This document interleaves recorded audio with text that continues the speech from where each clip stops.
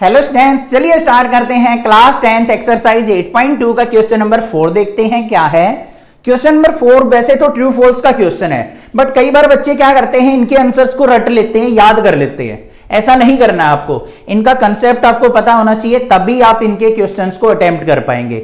और आपको पता है आपके मल्टीपल चॉइस क्वेश्चन आने हैं, तो वहां पे ये क्वेश्चन जरूर पूछा जा सकता है। तो देखेंगे इसका कंसेप्ट क्या है, क्वेश्चन का एक एक पॉइंट को ध्यान से समझेंगे। क्या है, state whether the following are true और फॉल्स, जस्टिफाई योर आंसर।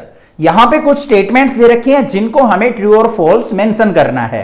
अब ट्रू और फॉल्स ओनली मेंशन नहीं करना, साथ में भाई आंसर को जस्टिफाई करना है कि किसी स्टेटमेंट को आपने ट्रू या फॉल्स किस बेस पे कहा है। ठीक है, सबसे पहली स्टेटमेंट हमें दे रखी है sine of A plus B equal to sine of A plus sine of B, कि अगर मैं a प्लस बी दोनों एंगल का सम का इकट्ठा साइन लेता हूं और अलग अलग लेता हूं, क्या वो दोनों इक्वल होंगे? चेक करेंगे भाई। फर्स्ट पार्ट पे यहां पे हमें दे रखा है sine of a plus B equal है sine of a plus sine of b। अब भाई a और b क्या है बच्चों, यहां पे एंगल है। a और b कोई भी वैल्यू ले लो आप। a मान लिया हमने, क्या ले लिया, 30 डिग्री, और B ले लिया हमने, मान लिया यहां पे 60 डिग्री। क्या क्या ले लिया, 30 डिग्री और 60 डिग्री ले लिया। अब हमें क्या करना है, इनकी वैल्यूज पुट करनी है, यहां पे पुट कर लेते हैं। तो sine of 30 plus 60 equal sine of 30 degree plus में साइन ऑफ 60 डिग्री। इतनी बात क्लियर है, कोई दिक्कत नहीं होनी चाहिए। यहां पे देखो साइन 30 प्लस 60 क्या हो गया, 90, तो साइन 90 बन गया भाई हमारा left side, equal to sine 30 की वैल्यू क्या होती है बच्चों, 1/2 होती है, और प्लस में साइन 60 की वैल्यू क्या होती है, √3/2 होती है, और साइन 90 की वैल्यू क्या होती है, 1। क्या इन दोनों का हम सॉल्यूशन निकालें वो 1 आएगा? देखते हैं भाई। 2 एलसीएम आ गया, 2 से 2 कट गया, ऊपर आ गया 1 प्लस √3, तो ये नॉट इक्वल आ गया हमारा। तो इसका मतलब पहली जो स्टेटमेंट है हमारी वो क्या है, फॉल्स है, और रीजन आपने यहां पे सोल्व आउट करके दिखा दिया। अब सर आपके माइंड में आ रहा होगा, सर 30-60 क्यों लिया आपने, कोई और एंगल क्यों नहीं लिया? चलो भाई 45 ले लो, ये भी 45, ये भी 45 ले लो, तब इसको करके देख लेना, तब भी इक्वल नहीं आएगा। ठीक है, ऐसा मत करना कहीं ये सोचो सर इसको 0 डिग्री ले लेता हूं, इसको 90 ले लेता हूं।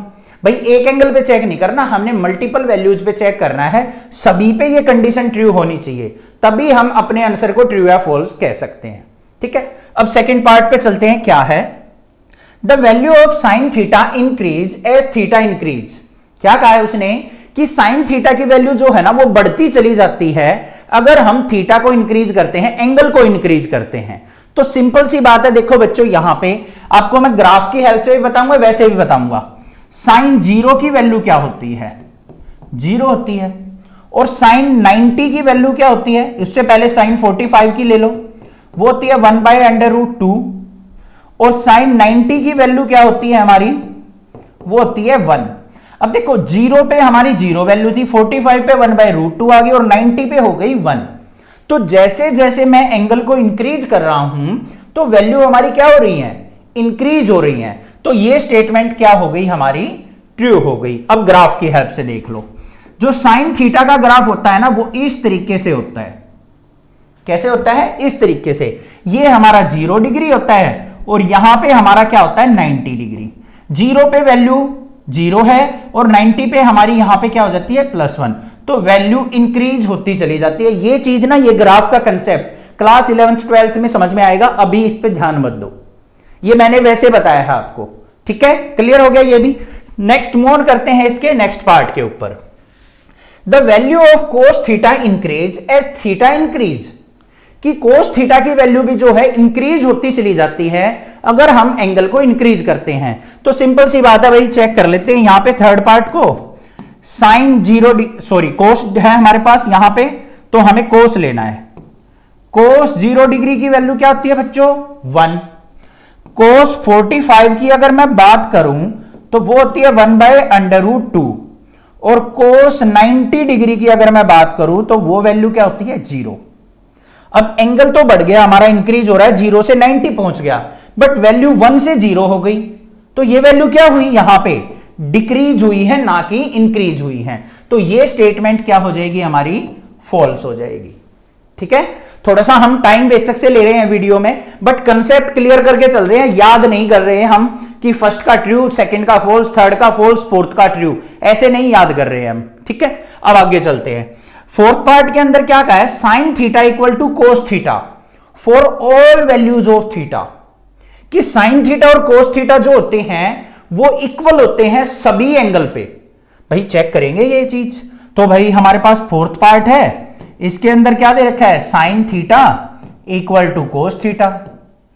चेक कैसे किया जाए भाई, थीटा अगर मैं मान लो ले लेता हूं 0 डिग्री एंगल है, तो साइन 0 की वैल्यू क्या होती है हमारी 0, और कोस 0 की वैल्यू 1 होती है। क्या इक्वल आया, नहीं आया। एक एंगल पे नहीं चेक करेंगे, और पे देखते हैं भाई।